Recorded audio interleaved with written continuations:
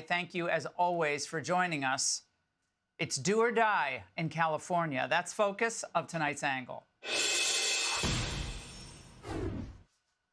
We have a big choice, and the choice is saving California or allowing California to simply just fall into the sewer. That's tomorrow night. And the California we once knew and loved is dying. But tomorrow is primary day, and we'll see if there are enough voters who think the state is worth saving. Here's where things stand in the governor's race. Former Biden HHS Secretary and Congressman Javier Becerra is in first place at 28%, with lefty billionaire Tom Steyer at 22%, then Republican Steve Hilton right behind him at 21%. Chad Bianco, the other Republican, is down at 12%. He should have dropped out. Now, we all know that this is a jungle primary format, and it was implemented to help insulate the liberals from accountability. The top two finishers tomorrow night will be on the ballot in November. So having Democrats finish 1 and 2 would be a total travesty. Why? Well, it would mean that residents have to get used to headlines like this. Illegal immigrant accused in triple murder was deported 3 times.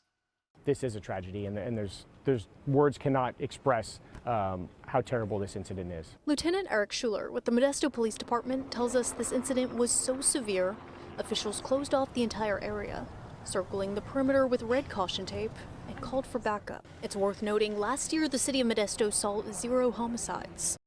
3 dead. They were butchered to death by a man who never should have been here in the first place and who was shielded from deportation even after his DUI by California sanctuary policies. And yes, Steve Hilton was right to post this statement on X. Gavin Newsom has the blood of these women and this innocent little baby on his hands. Becerra is no better than Tom Steyer. He's even worse. These Democrats lecture us about their values and how compassionate they are, while their sick sanctuary extremism sets monsters like this free to murder and terrorize our communities. But look, as I've said many times, liberals do not care about these deaths.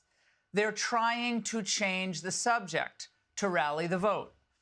And how is Tom Steyer's exciting in what's his exciting outreach to young voters?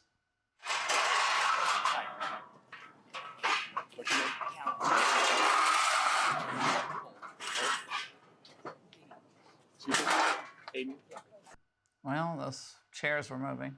Maybe he wasn't moving any votes, but the chairs were. I know, how can that man be in second place, honestly? Well, paid advertising, millions and millions. He spent tens of millions of dollars on his campaign. But, of course, Mr. Moneybags has no answers for the state's nightmarish fiscal problems. A victory for Becerra or Steyer would only accelerate the exodus of wealth creators and businesses from the state, which was once a national leader in energy and manufacturing. Look at this list of corporate headquarters that have left the state in recent years. Other parts of the corporations hightailed it out of there. Nice job, Dems. Well, the numbers just don't lie. States like Texas, South Carolina, they're booming. But over the past 4 years, more than 1 million residents have left California, and now there aren't enough new residents to replace them. So take a bow, Gavin. You definitely should run for president with that track record. So unless the voters are happy with this sad state of affairs, Hilton is obviously the only sane choice for voters tomorrow. And the same analysis applies in LA's mayoral primary, where incumbent trainwreck Karen Bass is up against Republican Spencer Pratt. Crime is one of the top issues there, and finally the entertainment industry is waking up. Posting on Instagram, Entourage creator Doug Ellen is fed up. 5 years ago, didn't lock a door here, but you know what happened? 2 animals invaded my house. And no, I'm not racist because they were wearing masks. I'm not paranoid, so I don't believe your about the stats and the crime, because everyone in my neighborhood has got the same problem. And this city has collapsed in the last 5 years. There is no denying it. You say, oh, Spencer Pratt has no experience, so how can we possibly think about this? What experience did Karen Bass have? That's where we are in LA, and we want to fix this place. So it's bye-bye woke nonsense, hello common sense. Now look at where that race stands today. Wow, Pratt and Bass are neck and neck, and it's fascinating that Pratt is leading among Hispanic voters. Well, after all, they're entrepreneurs. They didn't come here to see LA become like Tijuana. For her closing campaign swing, Bass continued to insult the voters' intelligence. To me, that's one of the most important issues in our city is people feeling safe. You can't feel safe if there's an encampment there. It's not safe for the people in the encampment, and it's not safe for the people around. How do you do business? How do you look yourself in the mirror, sweetheart? No wonder Pratt is seeing a groundswell of support. The voters are furious. Nobody voted for that no more. We not voted for that. Karen tricked us. She don't get to do that twice. Now you come in here all the way to Crenshaw from the Palisades, and we all got something in common. Let's do it. That's right. Let's do it.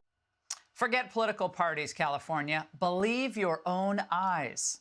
I've seen at the bus stops, there's people with needles there, and there's actually a homeless shelter. It used to be a skate land, and now they made it into a homeless shelter.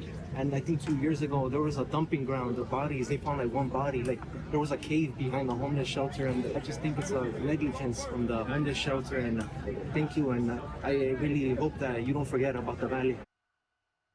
Bodies dumped in homeless shelter area. That's lovely. Come to California. What a horror show. So how do Democrats defend Bass's record just on her handling of the fires alone?